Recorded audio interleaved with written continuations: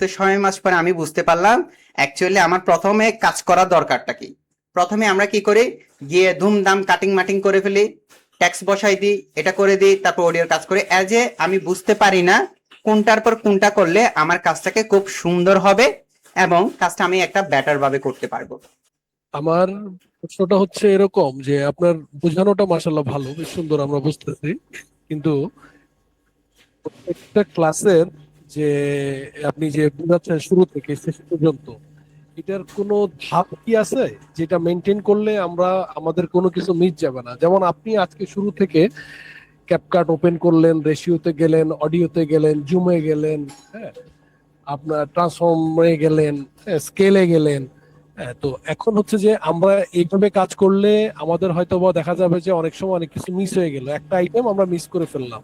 তাহলে আপনি যখন আমাদেরকে বললেন যে আমরা নোট ডাউন করব, সেই ক্ষেত্রে আমরা 1 2 3 4 5 দিয়ে প্রত্যেকটা কোন আইটেমটা কমপ্লিট করব প্রথমে, তারপরে কোন আইটেমটা কমপ্লিট করব, তারপরে কোন আইটেমটা কমপ্লিট করব, এইভাবে করে কখন আমরা এই জিনিসটাকে পুরো কাজটাকে কমপ্লিট করব, যে এই আইটেমটা পর্যন্ত কাজ কমপ্লিট হয়ে গেলে দেন আপনার কাজটা কমপ্লিট হয়ে গেছে। হ্যাঁ, তখন আপনি জিনিসটা রিভিউ দিয়ে দেখেন যে আপনার এরপরে কোথাও ভুল হয়েছে কিনা, ভুল হইলে আপনি তখন সেটা কারেকশন করেন, আদারওয়াইজ আপনার ওটা ওকে। আমি এই জিনিসটা চাচ্ছি যে এরকম কোনো কিছু কি আমরা কি পেতে পারি কিনা, আমি যেতে বললাম আপনাকে। থ্যাংক ইউ সো মাচ, শোনার জন্য আমরা একটা হাততালি দিব। As a good question, super question. যে বিষয়টা আমার জানতে 6 মাস লেগেছে। এই ফানেলটা, আমি যে ফানেলটা আপনাকে দেখালাম, এটা হলো আমার তৈরি করা ফানেল। এই সিকোয়েন্সে কাজ করলে আমি দেখলাম আমার কাজগুলো সহজ হয়। তো আপনাকে কেন থ্যাংক ইউ দিলাম সেটা হলো, সো আপনি শুরুতে আপনি আপনার মনের মতো কাজ করতে পারেন। প্রথমে হলো আমি আপনাকে স্বাধীনতা দিচ্ছি, আপনি টুলস যখন জানেন, এখন আপনি আপনার মতো করে অগোছালো ভাবে আপনি কাজটা করতে পারেন। এখন যদি বলতে পারেন ভাই আমি তো এজ এ বিগিনার, যদি আমি আমার মতো করি আমার হিউজ টাইম যাবে, তাহলে আপনি আমার ধাপটা অ্যাপ্লাই করতে পারেন। সেটা হলো, প্রথমত আপনার যে কাজটি করবেন রেশিওটাকে ঠিক করবেন। এজ এ আপনার প্রথম কাজ হলো রেশিও থেকে ফোকাস করা, পয়েন্ট নাম্বার 1। স্টেপ নাম্বার 2, অডিওর কাজ করা। Step number 2, audio. Step number 3, কাট করা। স্টেপ নাম্বার 4, ট্রানজেকশন দেওয়া। স্টেপ নাম্বার 5, টেক্সটের কাজ করা, টেক্সটগুলোকে অ্যানিমেট করা, অ্যানিমেশন করা।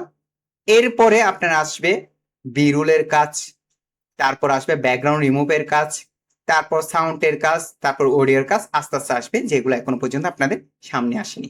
ফার্স্ট অফ অল আমাদের কিসের কাজ হবে? রেশিওর কাজ। এরপর 2 নাম্বার কাজ হবে অডিওর কাজ। 3 নাম্বার কাজ হবে কাটিং।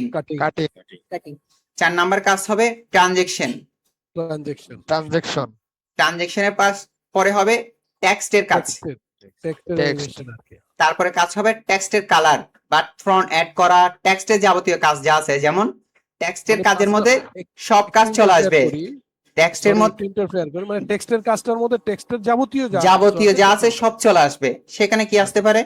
টেক্সটের ফন্ট চেঞ্জ করা, কালার চেঞ্জ করা, ইফেক্ট দেওয়া, অ্যানিমেশন করা, এটাকে গঠনের সাথে সাজানো, হাইলাইট কিওয়ার্ড গুলো বের করা।